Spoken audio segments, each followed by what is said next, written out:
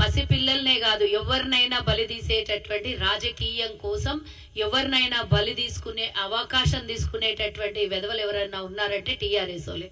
ఆ రోజు మీరు చూసిర్రు ఉద్యమంలో అగ్గిపెట్ట కేసీఆర్ కుటుంబంలో తెలంగాణ ఉద్యమంలో ఎవరైనా ఒక్కళ్ళన్నా చనిపోయినరా? 1200 మంది చచ్చిపోతే వాళ్ళ ఇంట్లో ఒక్కళ్ళు కూడా సావలేదు. పెట్రోల్ పోసుకున్నారు, అగ్గిపెట్టే దొరకలేదని అంటే విద్యార్థుల్ని బలి చేయలేదా? ఆ రోజు విద్యార్థుల్ని బలి చేసిండ్రు. ఈ రోజు అన్యం పుణ్యం ఎరగనటువంటి పసిపిల్లల మీద ప్రయోగం చేస్తున్నారు. ఎక్కడైతే సెన్సిటివ్ మ్యాటర్ ఉంటుందో, ఎక్కడైతే తెలంగాణ రాష్ట్రంలో అలజడి జరగాలనో, ఎక్కడైతే దీని మీద డిస్కషన్ చేయాలనో, ప్రభుత్వం మీద బురద చల్లాలనో అక్కడే పోతుర్రు వాళ్ళు. దీనికి ఈ మాత్రం అర్థం కాకపోతే మేమేం చేయలేము.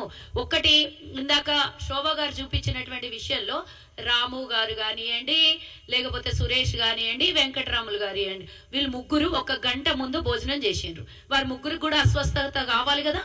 1 గంట ముందు ఈ ప్రశ్నలకన్నిటికీ సమాధానం ఇక్కడ మీకు దొరకట్లేదా? 1 గంట ముందు భోజనం చేసిన వాళ్ళకు ఫుడ్ పాయిజన్ కాదు, 1 గంట తర్వాత భోజనం చేసినటువంటి పసిపిల్లల మీద ఈరోజు ప్రయోగం జరిగి అదే భోజనం తింటారు వాళ్ళు. అదే భోజనం తర్వాత పిల్లలు తింటే వాళ్ళకేమో ఫుడ్ పాయిజన్ అవుతుంది. అంటే పూర్తి స్థాయిలో దీని మీద ప్రీ ప్లాంట్ జరుగుతున్నదని మన కళ్ళకు కనబడట్లేదా? ఈ ప్రవీణ్ ఆర్ఎస్ ప్రవీణ్ గతంలో గురుకుల పాఠశాలకు పూర్తి స్థాయిలో ఆయన పనిచేసినోడు కాబట్టి ఎక్కడ ఏమి ఎలా చేయాలనో ఆయనకు పూర్తి స్థాయిలో అవగాహన ఉన్నది. మళ్ళీ తీసుకొని వచ్చి ఈరోజు బీఆర్ఎస్ ఇంకొకరికి ఎవరికో వాళ్ళ దగ్గర పనిచేసిన వాళ్ళకి అవకాశం ఇవ్వలేదు. అదే ప్రవీణ్ ఎందుకు పెట్టింది? దీని మీద ఆయనకు అన్నీ తెలుసు కాబట్టి ఎక్కడ మంచి ఎక్కడ చెడు చేస్తే ప్రభుత్వం బదలాం అవుతుందో, ఎక్కడైతే సెన్సిటివ్ మ్యాటర్ ప్రేరేపించాలనో అక్కడ ప్రవీణ్ పెడుతున్నారు. ఆ రోజు ఏమైంది? ఇదే ప్రవీణ్ ఆ రోజు ఇన్ని మాటలు మాట్లాడిండు కదా. మరి ఈ రోజు వచ్చి ఆయన మళ్ళీ దీని అధ్యక్షత వహించి దీనికి ఒక కమిటీ వేసుకొని దానికి ఆయన లీడర్షిప్ తీసుకుంటున్నాడు అని అంటే బీఆర్ఎస్ లో పనిచేసినాడు ఎవడు పనికొస్తలేడా వీళ్ళకి? అక్కడ ప్రవీణ్ ఎందుకు పెట్టిండు? ఒక్కసారి ఆలోచన చేయండి. అన్నిటికన్నా ముందు ఈరోజు ఇంటిగ్రేటెడ్ రెసిడెన్షియల్ కోసం 5,000 కోట్లను కేటాయించింది మా ప్రభుత్వం, మన ప్రభుత్వం. మరి డైట్ గతంలో మనం చూసినాం, పప్పు బదులు నీళ్ళ చారు, అది చారు అంటారో సాంబార్ అంటారో నాకైతే తెలియదు. మరి కేసీఆర్ బిడ్డ కేటీఆర్ వాళ్ళిద్దరు బిడ్డ కొడుకు పిల్లలు ఏ విధంగా అయితే భోజనం తింటారో అదే విధంగా హాస్టల్లో ఉన్న పిల్లలకు పెడతామన్న కేసీఆర్ ఏనాడన్నా సన్న బియ్యం పెట్టిండు. ఈ రోజు మా ప్రభుత్వం రాగానే ఇమీడియట్ గా హాస్టల్లో ఉన్న విద్యార్థులకి అందరికీ కూడా మేము సన్న బియ్యంతో భోజనం పెడతాము అని ఈరోజు మా ప్రభుత్వం ప్రకటించింది. గతంలో ఎన్నికల్లో వాడుకున్న విద్యార్థుల తల్లిదండ్రులని, పేదోళ్ళని, బలహీన బడుగు వర్గాల కుటుంబాన్ని వాడుకున్న కేసీఆర్ ఏనాడన్నా 10 ఏళ్లలో పురుగులన్నం లేకుండా, నీళ్ళ సాంబారు నీళ్ళ చారు లేకుండా ఇచ్చేటటువంటి డైట్ లో కూడా కోతలు వాళ్ళ ఎమ్మెల్యేలు గుడ్డు వారంకి 2 సార్లు గుడ్లు ఇవ్వాలంటే ఆ గుడ్లను కూడా అమ్ముకున్నటువంటి దాఖలాలు మనం చూడలేదా? దీని గురించి మాట్లాడాలి కదా మనం. ఈ రోజు మా ప్రభుత్వం ఎవరన్నా ప్రభుత్వం మీద మరక రావాలని ఈ విధంగా చేసుకొని ప్రభుత్వం మా మీద మేము మరక తెచ్చుకుంటామా? ఈ రోజు జరుగుతున్నటువంటి గంట లోపల ఇంటెలిజెన్స్ అయితే లోపలికి వెళ్ళలేదు కదా. లోపలికి వెళ్ళి భోజనశాలల్లోంచి వడ్డించుకొని తిన్నటువంటి వీళ్ళని ఈ రోజు ఏం చేయాలో ఒక్కసారి ఆలోచించాలి కదా. వీళ్ళ మీద నిందలు వేయాలి కదా. మీరు తిన్నప్పుడు మీకు ఎందుకు ఎవరికి కూడా కనీసం ఒక్కసారి వామిటింగ్ మోషన్స్ కూడా కాకుండా మీరు 3-4 రోజుల నుంచి హ్యాపీగా తిరుగుతున్నారు. ఆ పసిపిల్లలు ఏ విధంగా అదే ఫుడ్ పాయిజన్ అయింది అంటే మీరు వయసులో పెద్దవాళ్ళు కాబట్టి మీకు ఫుడ్ పాయిజన్ కాలేదు, పసిపిల్లలు కాబట్టి ఇమ్మీడియట్ ఎఫెక్ట్ అయింది అనేసి మీరు చూపిస్తున్నారు. ఏం చేయాలనుకుంటున్నారు మీరు నాకు చెప్పండి.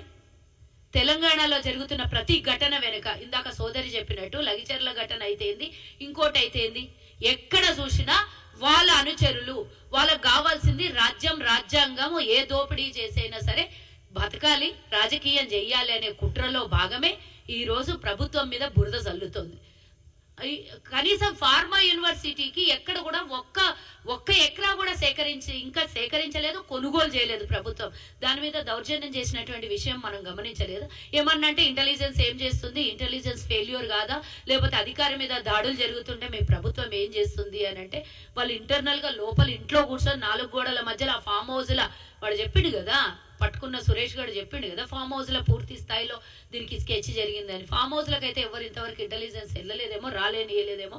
కానీ అక్కడ జరుగుతున్నటువంటిది బయటికి వచ్చి వాళ్ళు ప్రజల మధ్యలో మనం సినిమాలలో చూస్తాం కదా, చాలా మట్టుకు లోపల ప్లానింగ్లు జరిగి ప్రజల మధ్యలోకి 4 జాగాలకి స్ప్రెడ్ అయ్యి ఏ విధంగా చేస్తారో ఆ విధంగా ఈ రోజు తెలంగాణ ప్రభుత్వాన్ని బదలాం చేస్తున్నారు.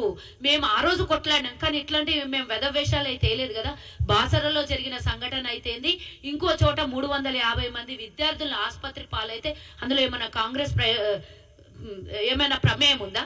ఏనాడైనా కాంగ్రెస్ అట్లాంటి చోటుకి వెళ్ళి ఇట్లాంటి వెధవ పనులు చేసిందా?